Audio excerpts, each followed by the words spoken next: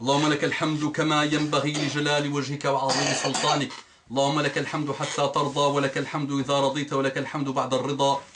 لك الحمد بالإسلام ولك الحمد بالقرآن ولك الحمد أن شرعت لنا خير شرائع دينك وأن أرسلت لنا خير رسلك محمدا صلى الله عليه وعلى آله وسلم تسليما كثيرا. اللهم صل وسلم على حبيبنا محمد. اللهم صل وسلم على محمد أكرم الخلق يا رب صل عليه وسلم تسليما كثيرا. أما بعد رب اشرح لي صدري ويسر لي أمري واحلل عقدة من لساني يفقه قولي. السلام عليكم ورحمة الله وبركاته. Que la paix d'Allah subhanahu wa ta'ala, sa miséricorde et ses bénédictions soient sur vous mes frères et sœurs partout dans le monde. Donc dans la continuité des interventions Inch'Allah que je fais par rapport et autour de l'éducation, donc là je suis avec mes 3 prunelles de mes yeux, celle que vous avez vue qui était malade, qui a plus ou moins 2 mois, elle est en train de dormir en bas. Et là je suis avec Najat, 5 ans, 100 quelques mois, 4 ans et quelques mois on va dire, Mariam, 2 ans et quelques mois, et Asma, 3 ans et quelques mois. Mes petites prunelles de mes yeux et de mon cœur. Najat Gouli, assalamu alaikum. Gouli, assalamu alaikum, bashi ismu alaikum nas. Gouli. Wa rahmatullahi wa barakatuhu. Asma Gouli, assalamu alaikum. Wa rahmatullahi wa barakatuhu. Mariam Gouli, assalamu alaikum. Wa rahmatullahi wa barakatuhu. Regardez un petit détail, tu peux apprendre à tes enfants, donc regardez un peu ce qu'on essaye d'atteindre en termes d'excellence dans l'éducation des enfants. Tu peux apprendre à tes enfants bonjour.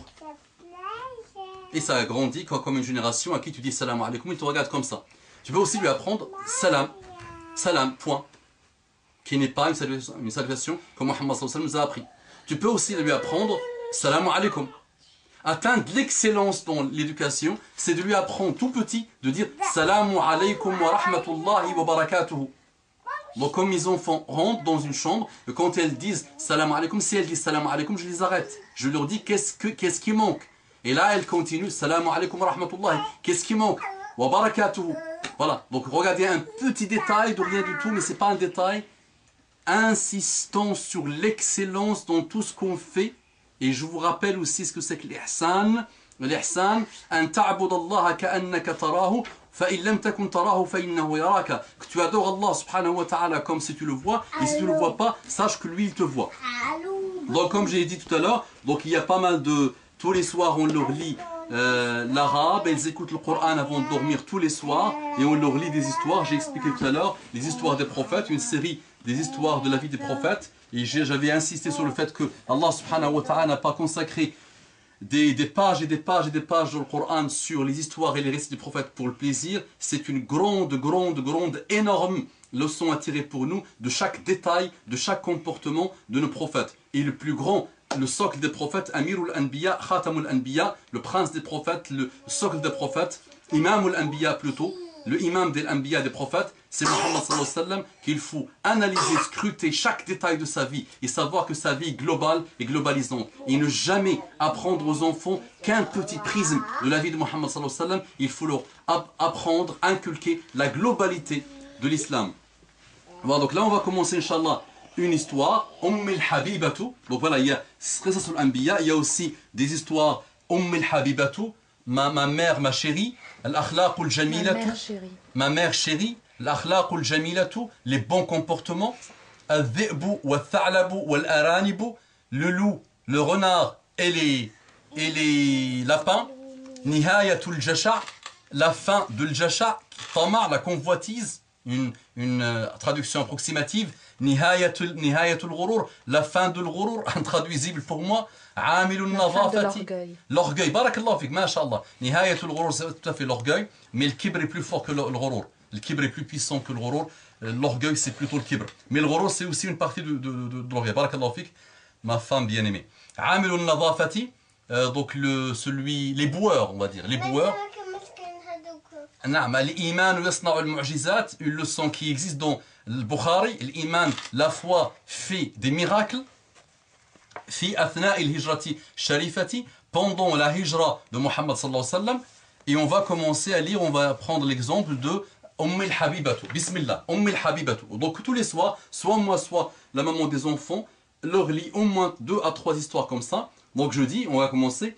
Yallah Asma, Najat, Asma, Namat, Najat, Asma, Bismillah. باش نعطيك ان شاء الله الشكلاطه. بسم الله. عاشت نرات تقولي مع بابا. عاشت في منزل صغير أسرة وأم. يلا قومي باش تقوليها مع بابا باش نعطيك بابا الشكلاطه. نرات تقولي مع بابا حتى انت ان شاء الله. قولوا الناس قولوا الناس كيشوفوا فيك. يلا.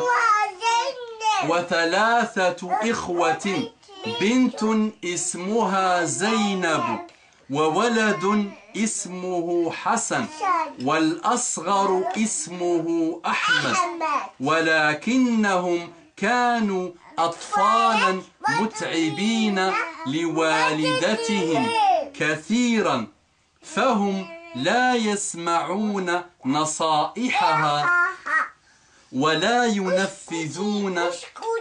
أسمع قومي يا بنيتي، أسمع قومي. نجت ما تقولي مع بابا، ما قلتي مع بابا. نرى تقريبا تحفظ عن ظهر قلب هذه القصة ولكن لا تريد، ما نعرفش عنها، جو سي با سكيلا. ولا ينفذون أوامرها حين تطلب منهم أن يناموا مبكرا أو يذاكروا دروسهم. Donc ça voilà un type d'histoire qu'on leur lit tous les soirs. Quand on leur lit ce type d'histoire, subhanallah, on ne se rend même pas compte qu'elles finissent par apprendre par cœur ces histoires et elles finissent aussi par les répéter. Pas tous les jours. Donc elle peut, Najat peut dire à Asma, Hada ghurur mathala, ça c'est l'orgueil. Toute seule, elle répète ce type de choses qu'elle retient de la leçon. Donc ça a aussi une répercussion et ça a une conséquence dans leur maîtrise de l'arabe littéraire. Le mécanisme de l'arabe littéraire s'installe dans leur cerveau et aussi dans leur comportement. Voilà. Donc là, il y a pas mal d'histoires qu'on leur lit. Donc j'ai d'autres aussi livres en bas. Donc très très important d'insister sur la vie des prophètes, insister aussi sur des histoires comme ça de l'arabe littéraire. al-Habibatu, ça apprend aussi, par exemple cette histoire, le résumé, c'est une famille où les enfants n'écoutaient pas les conseils de leurs parents et faisaient beaucoup de bruit à la maison et n'aidaient pas leurs parents à la maison. Un jour, la maman tombe malade et elle part à l'hôpital pour se faire opérer, pour subir une hospitalisation, et les enfants restent tout seuls. Et là, ils se rendent petit à petit compte qu'ils ne peuvent rien faire, ils ne savent rien faire à la maison. Et leur maman, ils se sont rendus compte de ce que leur maman faisait à la maison. Et donc là, donc ils ont appris à faire le ménage à la maison, ils ont appris à faire des choses à la maison, et quand leur maman est arrivée, ils étaient tellement heureux, ils étaient vraiment très heureux, et ils ont petit à petit commencé à écouter les conseils de leur maman, à aider leur maman à faire le ménage, Donc voilà, ce type d'histoire qui leur apprend vraiment les bons comportements. Voilà. Donc il y a aussi des histoires que je leur lis. Donc attention, on apprend l'arabe littéraire qui est la langue du Coran, mais on n'est jamais fermé aux autres langues. Donc moi j'aimerais bien, l'un de mes souhaits, une des choses que je demande à Allah subhanahu wa ta'ala, c'est que mes enfants soient des gens qui font le rappel à Allah par différentes langues. Voilà, donc moi alhamdoulilah, je peux prétendre aujourd'hui que je peux faire le rappel à moi-même d'abord en arabe littéraire pur, je peux me le faire à moi-même en français. Je peux aussi le faire, si je veux, par pas mal de dialectes, même si je n'aime pas les dialectes. Et je peux aussi, un jour ou l'autre, Inch'Allah, pouvoir le faire en anglais. Mon rêve, Inch'Allah, c'est que mes enfants fassent le rappel d'Allah subhanahu wa ta'ala par la langue de leur propre comportement. D'abord, c'est une langue, puis par la langue elle-même, et avec pas mal de langues différentes. C'est pour ça qu'elles apprennent aujourd'hui l'arabe, le français, l'anglais. Najat, par exemple, sait compter en arabe littéraire jusqu'à presque 90. Je peux même prétendre qu'elle peut aller jusqu'à 99. Elle sait aussi le faire en français jusqu'à, on va dire, jusqu'à 50, d'après ce que j'ai vu. Elle sait le faire en anglais jusqu'à 20. Donc elle sait compter, alhamdoulilah. Asma aussi, je pense qu'elle sait au moins compter jusqu'à 20. Et Mariam sait au moins compter jusqu'à 10, 15. Mariam, bismillah, hasbim à baba. Yallah. Mariam qui a 2 ans. Presque fini. 30 secondes. 30 secondes.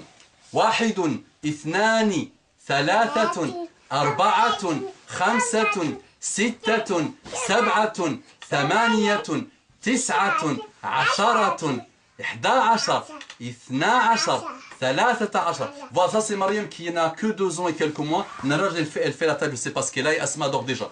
أقول قولي هذا واستغفر الله لكم فاستغفروه إنه كان غفارا رحيما. اللهم صل على محمد النبي الأمي وعلى آله وسلم تسليما كثيرا.